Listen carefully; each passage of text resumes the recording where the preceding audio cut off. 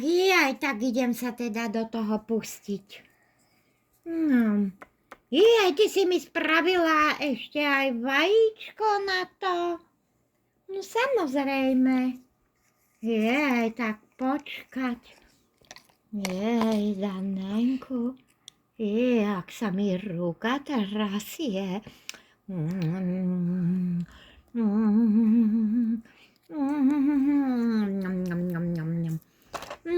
To bolo dobré vajce. A toto máme čo? No, toto je predsa tvoj rezeň, ktorý si kúpil.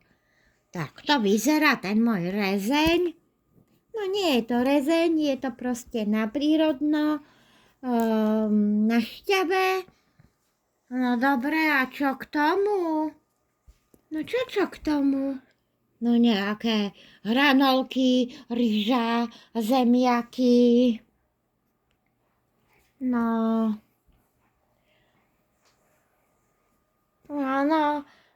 však aspoň tie hranolky ti môžem dať.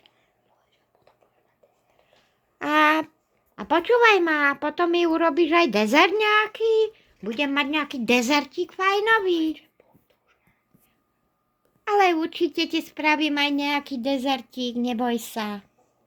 Len sa teraz poriadne najedz.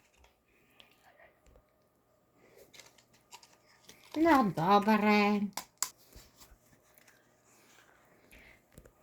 Pozri sa, tak tu máš ešte hranolky spravené.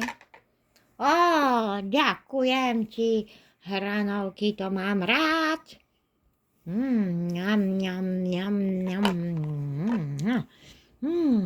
Ale vieš, čo mi tu chýba? Čo ti chýba? Chýbal mi nejaký kečup. Ale nemusíš zase ku všetkému samý kečup jesť. No dobré. Tak ja si idem oddychnúť a prosím ťa ešte ten dezertík, keby si mi mohla pripraviť. OK.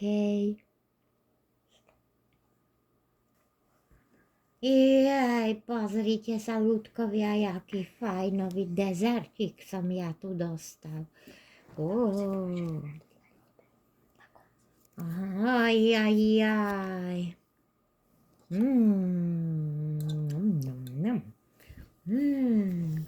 To je fajnové. Tam je fantastický domáci malinový džemík.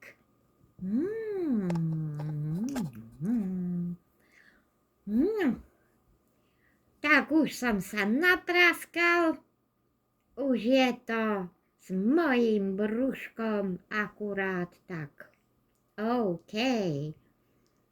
Ak sa ti páčilo moje videjko, daj palec hore a klikni na odber. Čaute.